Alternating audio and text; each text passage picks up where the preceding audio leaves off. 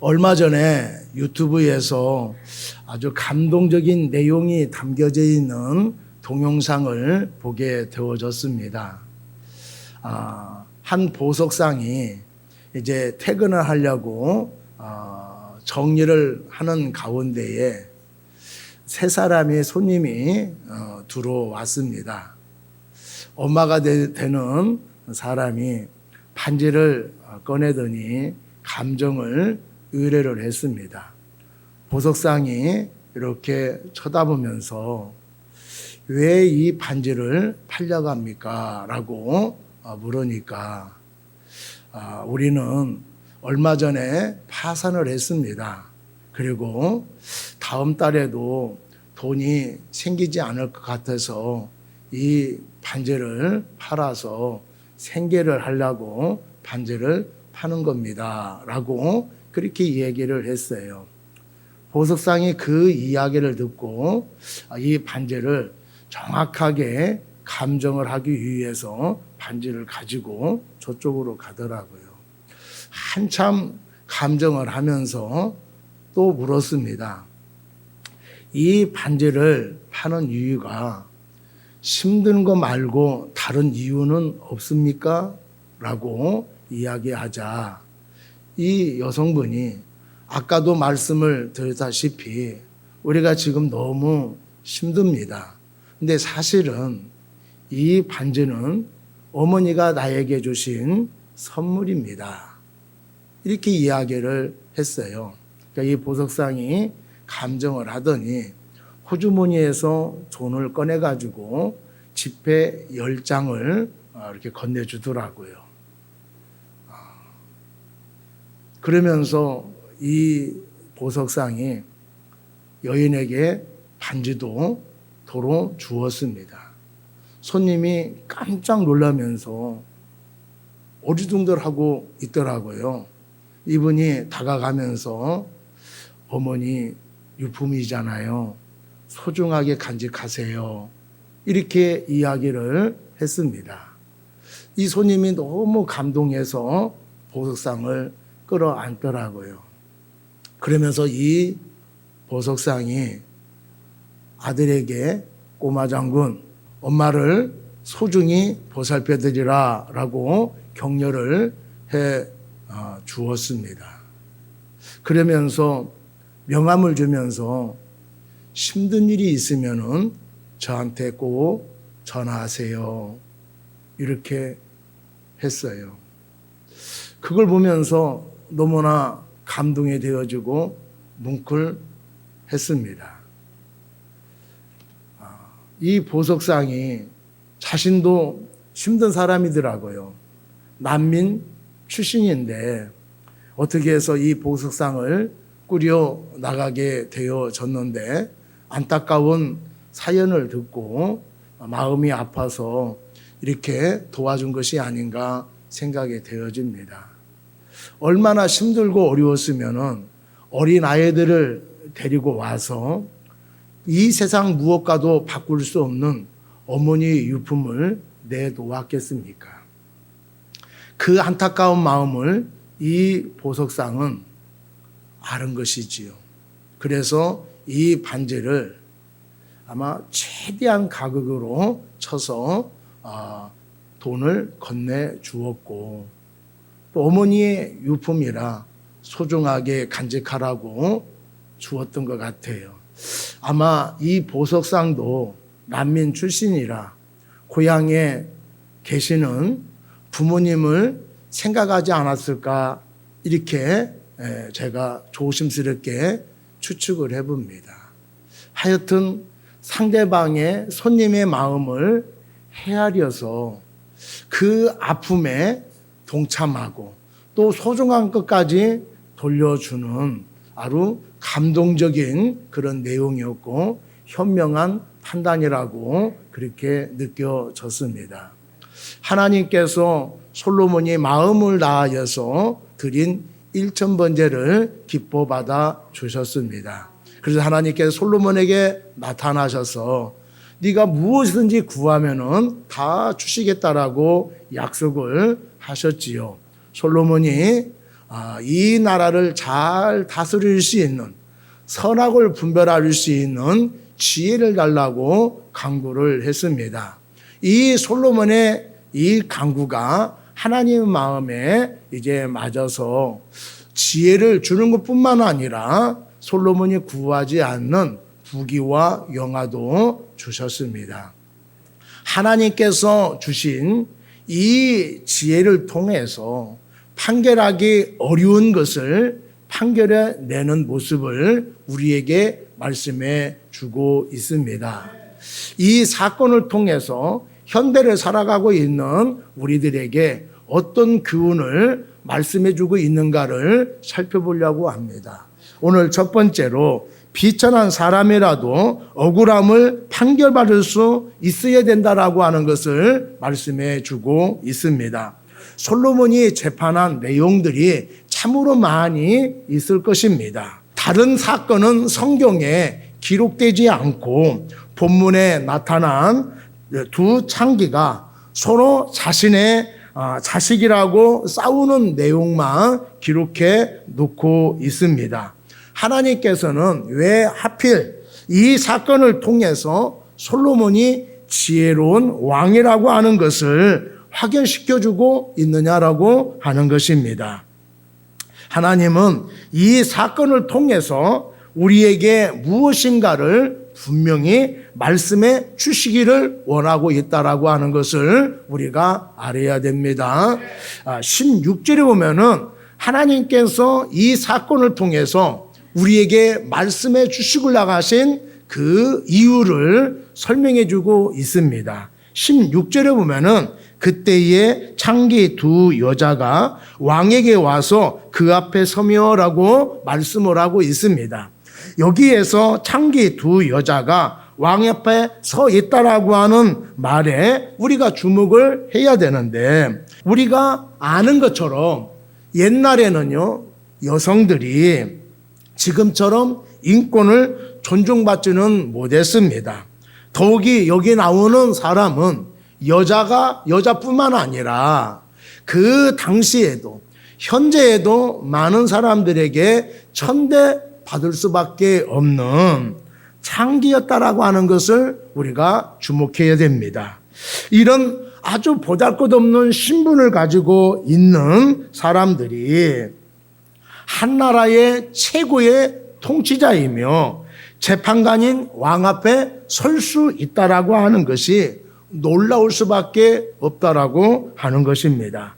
그래서 이들이 기록되어 있는 것은 이런 사람들을 책망하려고 기록해 놓은 것이 아니라 이런 천한 사람이라 할지라도 왕에게 공정한 판결을 받을 수 있는 것이라고 하는 것을 우리에게 말씀해 주고 있습니다. 권세 있는 사람들의 소송을 판결해 주는 것이 아니라 신분이 낮은 사람들, 특히 장녀의 소송을 왕이 직접 판결을 내리고 있다라고 하는 것입니다. 이런 걸 통해서 솔로몬의 시대는 고위 관직을 가지고 있는 사람들뿐만 아니라 신분이 낮은 사람들도 공정하게 대우받는 그런 시대라고 하는 것을 우리에게 말씀해 주고 있는 것입니다. 천하고 낮은 사람이라 할지라도 자신의 억울함을 호소해서 해결받을 수 있는 나라가 공의로운 나라임을 말씀해 주고 있는 것입니다. 어느 나라가 좋은 나라라고 생각을 하고 있습니까? 신분이 낮고 연약한 사람들이 공정하게 대우받는 나라가 살기 좋은 나라인 줄로 믿습니다. 얼마 전에 공군의 한 여성 부사관이 상사에게 성폭행을 당한 사건이 있었습니다. 가해자에게 이러면 안 된다라고 강력하게 이야기를 했지만 받아들이지 않았습니다. 그래서 부대에게 이 사실을 알렸음에도 불구하고 이 사건을 조치해 주지 않았습니다. 그래서 정식으로 고소를 하게 되어졌지요. 근데 부대에서 일을 더 크게 만들지 말라고 회유를 하게 되어졌습니다. 그리고 국선 변호사는 이 피고인을 적극적으로 변호해 준 것이 아니라 공군을, 상사를, 부대를 비호해 주려고 사건을 늦추게 되어지고 흐지부지하게 하고 또 알려주지도 않았다라고 하는 것을 여러분들 뉴스를 통해서 봤을 거예요. 이 피고인이 자기의 억울함을 받아들이지 아니하고 사건이 이렇게 되는 거 보면서 너무 원통해서 극단적인 선택을 하게 되어졌습니다. 생때 같은 자식이 이렇게 비극적으로 죽음을 맞이하는 것을 본 부모가 얼마나 비통하고 원통하겠습니까? 그래서 방송국에 제보를 했지요. 음성 파일까지 다 주면서 다 방송에도 상관없습니다 라고 했음에도 불구하고 방송국에서 차마 내보내지 못해서 사건만 방송을 했습니다. 뉴스에서 방영이 되어지자 그때서 이제 국군에서는 진상을 조사하겠다라고 그렇게 발표를 하고 가해자를 구속을 시켰잖아요. 한 사람의 인생이 완전히 망가지고 난 뒤에야 조치를 취하면은 뭐하냐 하고는 거예요. 미리미리 사건을 조사해서 억울함을 풀어주고 다시는 이런 일들이 벌어지지 않도록 조처를 취했다 한다라면은 우리가 마음껏 자녀들을 군대에 보내게 되어지고 또 군대에 있는 자녀를 생각할 때에 안심을 할 거 아니에요. 연약한 자가 또 호소했을 때에 그것이 즉각적으로 받아져서 조치가 취해지는 나라가 좋은 나라인 줄로 믿습니다. 고위 관직자들은 요구할 때에 즉각적으로 해결해주고 연약한 사람들이 하소연하면은 들은 대꾸도 하지 아니하고 움직이지는 않는 그런 나라는 별로 좋은 나라가 아닐 것입니다. 연약한 사람들이 억울한 일을 당하지 않도록 배려해주고 혹시라도 어려운 일이 당했다 하더라도 빨리 해결해주는 나라가 좋은 나라인 줄로 믿습니다. 하나님은 가난한 자와 고아의 아버지라고 말씀을 하고 있어요.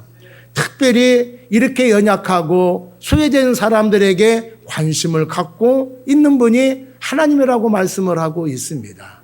하나님께서 소중히 여기시는 이런 사람들이 교회에 와서 관시를 받고 또 업심여기고 그렇게 하면은 하나님이 얼마나 가슴 아프게 생각을 하겠습니까?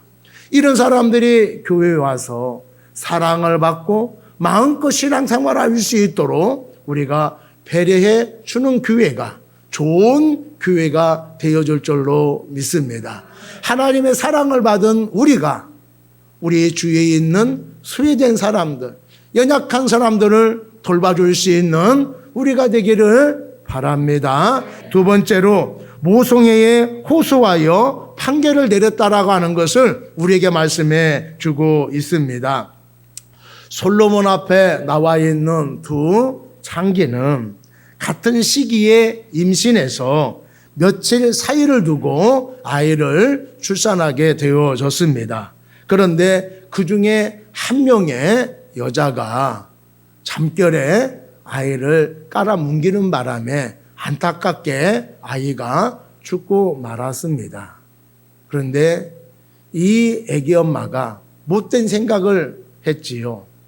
죽은 아이를 옆에 있는 여인의 품에 놓고 살아있는 아이를 자기가 품게 되어졌어요.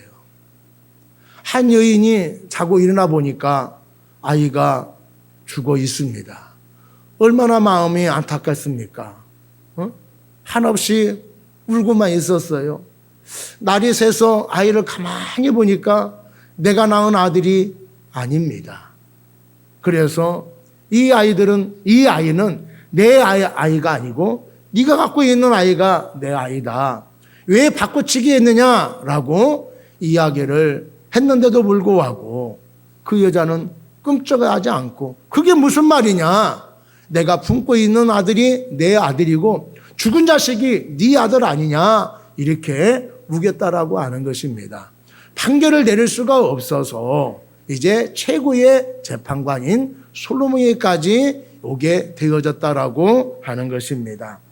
이 사건은 친자 확인 소송이에요. 근데 그 당시에는 과학이 발달되어 있지 못하기 때문에 명확한 증거가 없다라고 한다라면은 누가 친자인지를 확인해 주기가 힘들었다라고 하는 것입니다. 그리고 우리가 이 상황을 읽어봐서 알겠지만은 아이가 태어난 지 얼마 되지 않았어요. 신생아들은 다 비슷비슷합니다. 그래서 인식표 아니면은 내 아이인지 남의 아이인지 잘 몰라요. 며칠간은 우리가 눈여겨봐야 내 아이구나 이걸 알잖아요. 그러니까 며칠 만에 태어났기 때문에 확인이 불가능하다라고 하는 것입니다. 또 증거도 없고 증인도 없어요. 그리고 고소자가 잠결에 당한 일입니다. 캄캄한 일에 벌어진 사건이기 때문에 정확하게 알 수도 없다라고 하는 것이지요. 증거 하나는 고소자가 와가지고 죽은 애는 내 아이가 아니고 살아있는 애가 내 아이다라고 하는 증거밖에 없다라고 하는 거예요. 쉽게 판결 내릴 수가 없습니다. 말만 무성하지 증거는 없이 말만 무성하지 판결할 수가 없기 때문에 이 사건을 솔로몬에게 가지고 왔다라고 하는 것입니다. 일방적인 방법을 가지고는 도저히 이 사건을 판결 내릴 수가 없게 되어졌다라고 하는 것이지요.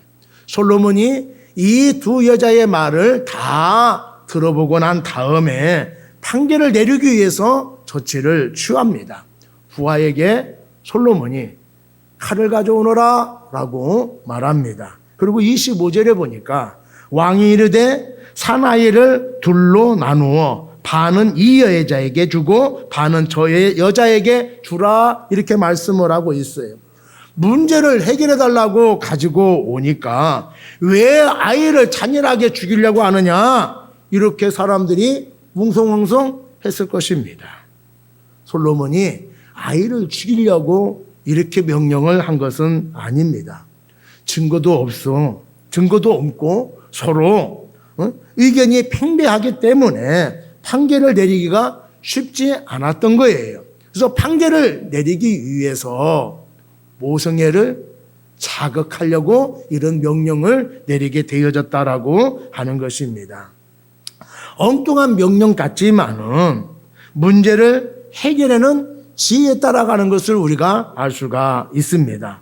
다른 사람은 해결할 수가 없어서 쩔쩔매게 되어졌는데 솔로몬은 아주 간단한 방법을 통해서 문제를 해결해 내었다라고 하는 것이지요. 이것이 하나님이 주신 지혜다라고 하는 것입니다. 지혜라고 하는 것은 대부분 오랜 경험을 통해서 얻어진다라고 하는 걸 우리가 잘 알 수가 있습니다. 근데 솔로몬은 지금 아주 젊은 사람이에요. 세상의 경험이 많지 않은 사람이 어떻게 이런 지혜를 가질 수가 있었느냐라고 하는 거예요. 이 지혜는 지혜의 근본이신 하나님이 주신 지혜인 것을 알 수가 있습니다. 솔로몬 왕이 아이를 반쪽으로 나누어서 주라라고 하는 말을 듣자마자 친엄마인 여자가 자신의 자식의 생명을 생각해서 절대로 이 아이를 죽이지 말고 저 여자에게 이 아이를 주십시오라고 간청을 합니다. 26절 한번 보면은 그 산 아들의 어머니 되는 여자가 그 아들을 위하여 마음이 불붙는 것 같아서 왕께 아뢰어 청하건대 내 주여 사나이를 그에게 주시고 아무쪼록 죽이지 마옵소서 하되 다른 여자는 말하기를 내 것도 되게 말고 네 것도 되게 말고 나누게 하라 하는지라 이렇게 말씀을 하고 있어요. 마음이 불붙는 것 같아서 라고 하는 말은 자식을 향하여 강렬하게 표출이 되어지는 강한 모성애를 이렇게 표현하고 있는 것입니다. 이런 마음은 결코 인위적으로 만들어낼 수 없는 마음이에요. 친자식이기 때문에 죽으면 안 되잖아요. 어떻게든지 살려고 싶은 마음에 내 자식이라고 판결받아서 내 품에 안고 싶어가지고 왔는데 죽으면 안 되잖아요. 그래서 살리기 위해서 저 여자에게 주라고 안타까운 마음으로 그렇게 호소하고 있는 것입니다. 솔로몬의 예상 밖의 그 명령이지만은 친엄마를 통하여서 모성애를 자극하고 있는 것입니다. 친엄마라면은 분명히 반응을 할 것이다. 이런 것을 예상하고 솔로몬이 이 아이를 반으로 나누라라고 말씀을 했다라고 하는 것입니다. 그런데 가짜 엄마는 뭐라고 합니까? 내 것도 되지 말게 하고 저 여자의 것도 되게 하지 말기 위해서 반쪽으로 나누세요. 그렇게 얘기를 하고 있는 거예요. 모정한 엄마죠. 매정한 엄마잖아요. 이런 거 보면 어떤 사람이 친엄마이고 어떤 엄마가 가짜인가를 분명하게 나타내는 반응을 보이고 있다라고 하는 것입니다. 그래서 솔로몬이 고소한 저 엄마가 진짜 엄마이니까 이 아이를 저 여자에게 내어주라 이렇게 판결을 내렸습니다. 여러분 이렇게 상황을 보면은 진짜인지 가짜인지 우리가 알 수가 있습니다. 자신의 자식이라면은 포기하지 않고 살리려고 하는 그런 마음을 가지게 되어지는 거예요. 행동을 통해서 진짜인지 가짜인지 진정한 사랑인지 거짓된 사랑인지 우리는 알 수가 있습니다.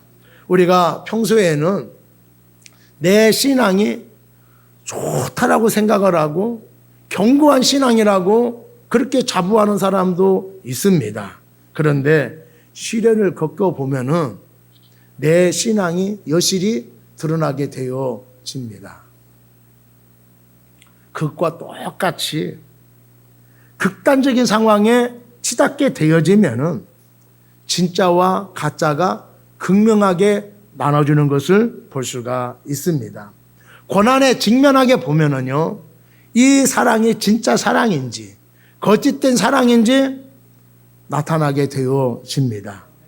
그런데 지혜가 있으면은 시련과 고난을 겪지 않아도 진실된 마음인지 거짓된 마음인지 진짜인지 거짓인지 알 수가 있다라고 하는 것이지요. 지혜가 있으면은요 시행착오를 거치지 아니하고 문제를 해결할 수 있는 사람이 되어지는 거예요. 어려운 상황을 극복하려고 하거나 어떤 문제를 해결하기 위해서 감정적으로 또는 무작정 해결하기보다는 하나님이 주시는 지혜로 해결할 수 있는 우리 모두가 되기를 바랍니다. 그 지혜가 상황이나 문제를 쉽게 또 빠르게 명쾌하게 해결해 낼 줄로 믿습니다. 우리가 문제를 해결해야 되는데 해결할 수 있는 지혜가 없습니까? 어려움에 빠져 있습니까? 지혜가 없어서 난처함에 처해 있습니까? 그러면은 하나님께 구할 수 있는 여러분이 되기를 바랍니다. 야고보서 1장 5절의 말씀에 보면은 너희 중에 누구든지 지혜가 부족하거든 모든 사람에게 후히 주시고 꾸짖지 아니하신 하나님께 구하라. 그리하면 주시리라. 이렇게 말씀을 하고 있습니다. 모든 문제를 바르게 바라볼 수 있고 해결할 수 있는 지혜를 달라고 구하는 여러분이 되기를 바랍니다. 지혜를 가지면은 지혜롭게 처신할 수 있고 지혜롭게 말할 수 있는 사람이 되어줄 줄로 믿습니다. 어떤 갈등이라도 해결할 수 있는 지혜를 갖는 저와 여러분 되기를 바랍니다. 세 번째로 하나님의 언약은 삶 속에서 구체적으로 성취된다라고 하는 것을 우리에게 말씀해 주고 있습니다. 하나님께서 솔로몬의 1000번제를 기쁘게 받으시고 솔로몬에게 지혜를 주시겠다라고 약속을 하셨잖아요. 근데 이 지혜가 흔한 지혜가 아니고 전무후무한 지혜예요. 이 지혜가 지금 솔로몬에게 응답이 되어져서 이 지혜로 어려운 문제를 판결해내는 것을 우리에게 말씀해 주고 있습니다. 그래서 많은 사람들이 이 솔로몬이 지혜롭게 현명하게 판단하는 것을 보면서 사람들이 놀랬다라고 말씀을 하고 있습니다. 28절에 보면은 온 이스라엘이 왕이 심리하여 판결함을 듣고 왕이 두려워하였으니 이는 하나님의 지혜가 그의 속에 있어 판결함을 봄이더라.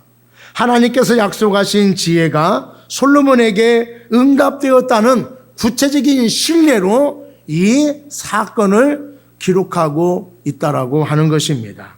우리는 이 내용을 통해서 하나님이 약속하신 말씀이 삶 속에서 구체적으로 이루어지고 어떤 역사를 일으키는가를 말씀해주고 있다라고 하는 것입니다. 하나님의 말씀은 선포되는 말로 그치는 법이 없습니다. 하나님의 약속은 반드시 성도들의 삶 속에서 구체적으로 이루어진다라고 하는 것을 이 말씀을 통해서 확신하시는 저와 여러분이 되기를 바랍니다. 다윗에게 이스라엘 왕으로 기름을 부었지요. 기름을 부음 받았지만은 다윗이 볼 때에 실현 가능성이 별로 없어 보입니다. 그런데 12년 후에 이스라엘 백성들이 찾아와서 우리의 왕이 되어달라고 그렇게 해서 이스라엘 백성들의 왕이 되어졌습니다. 바벨론이 쳐들어와서 유대 나라가 멸망을 당했지요. 비참하게 포로로 끌려갔는데 그 포로들에게 하나님께서 70년 후에 너희들을 예루살렘으로 이끌어 주신다라고 약속을 하셨는데 정확히 70년 후에 이스라엘 백성들이 예루살렘으로 돌아오게 되었다라고 하는 것입니다. 하나님께서 메시아를 이스라엘 백성들에게 보내주시겠다라고 여러 차례 말씀을 하셨습니다. 때가 참에 독생자 예수 그리스도를 보내주셔서 저를 통해서 이방인들이 구원받을 수 있는 구원의 길을 활짝 열려 주셨다라고 하는 것이지요.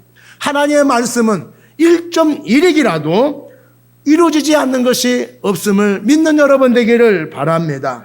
말씀을 민족에게 하셨던, 왕에게 하셨던, 일방 백성에게 하셨던 어떤 말씀이든지 변경되지 아니하고 그대로 이루어진다라는 사실을 믿는 여러분 되기를 바랍니다. 한 이스라엘 청년이 약혼을 하고 장사를 떠났습니다. 내가 안 받고 쉬 돌고 와서 결혼합시다 이렇게 약속을 하고 떠났어요.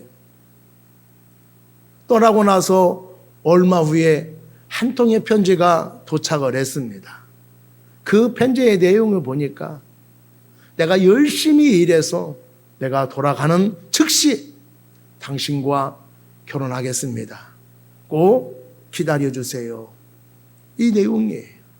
근데 이 청년이 뜻하지 않는 일을 당하여서 돌아오지 못하게 되어졌고 편지도 쓰지 못하게 되어졌습니다. 그렇게 10년이 흘렀습니다. 이 청년이 10년 후에 고향으로 돌아왔습니다.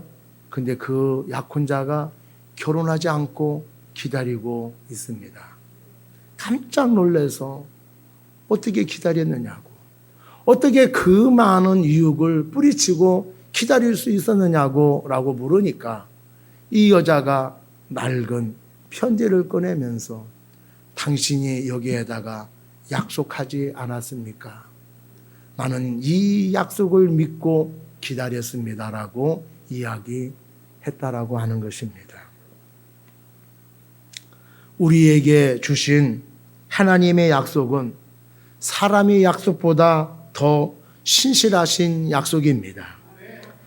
더디다고 약속을 버리지 마시고 확고하게 하나님의 말씀을 붙잡을 수 있는 우리 모두가 되기를 바랍니다. 그러면 우리의 삶 속에서 구체적으로 이 약속의 말씀이 성취되어지는 것을 우리가 볼 수 있게 되어질 줄로 믿습니다. 우리의 상황이 어떠하든지 간에 하나님께서 나에게 말씀을 하셨다라면 분명히 하나님께서 이 약속을 이루어 주실 것이라고 믿고 이 약속의 말씀을 붙잡고 살아가는 여러분 되기를 바랍니다. 그 약속을 붙잡고 살아가는 사람들은 한 사람도 격결로 간 사람이 없고 한 사람도 실패한 사람이 없고 이 약속대로 성취되어지는 것을 봤다라고 하는 것입니다. 여러분, 하나님의 말씀은 이 성경에서만 이루어지는 것이 아니에요.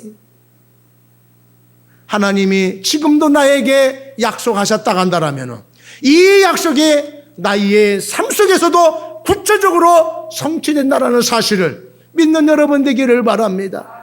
하나님이 이렇게 약속을 하시는 하나님이라 한다면 우리가 어려움에 처해 있다 하더라도 하나님을 바라보고 하나님의 약속을 붙잡는다 한다면 그 사람은 낭망하지 아니하고 확고한 마음을 가질 수가 있을 것입니다. 확실한 믿음을 갖고 살아갈 수 있는 사람이 되어줄 줄로 믿습니다. 그 믿음 위에 하나님께서 놀라운 역사를 펼쳐 주실 줄로 믿습니다. 하나님의 약속은 지금도 우리의 삶에 구체적으로 성취되고 있다는 사실을 우리가 믿고 살아갈 수 있는 우리 모두가 되기를 바랍니다. 우리가 믿고 있는 하나님은 연약한 사람들을 멀리하지 아니하시고 오히려 긍휼히 여겨주시는 하나님이십니다. 억울함이 없도록 보살펴 주시는 하나님이십니다. 우리가 하나님의 지혜를 받아서 지혜롭게 행동함으로 판단함으로 인하여서 공의로우신 하나님의 동력자가 되어줄 수 있는 저와 여러분이 되기를 바랍니다. 여러분들이 받은 말씀을 그대로 믿고 확신했던 것들이 여러분의 삶 속에서 구체적으로 성취되어지는 것을 경험하는 여러분이 되기를 바랍니다.